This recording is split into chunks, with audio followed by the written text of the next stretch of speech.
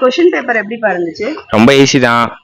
Compulsory மட்டும் கொஞ்சம் கஷ்டமா இருந்துச்சு. மத்தபடி எல்லாமே ஈஸி. கம்பல்சரி 2 மார்க் மட்டும் கொஞ்சம் கஷ்டமா இருந்துச்சு. இதெல்லாம் ஈஸியா எக்ஸ்பெக்டட் क्वेश्चंस வந்துச்சா?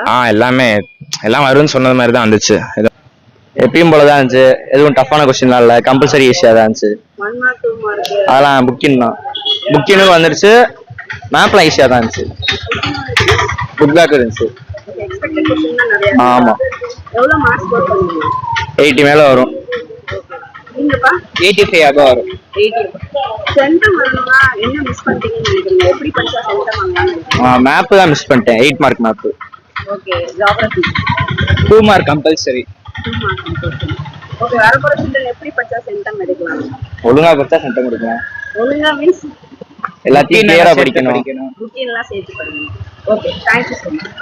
क्वेश्चन पेपर எப்படி இருந்துச்சு? கம்பல்சரி क्वेश्चन மட்டும் கொஞ்சம் ஈஸியா புக்கின்ல கேட்டிருந்தாங்க. அதுக்கு அடுத்து மீதி 1 மார்க்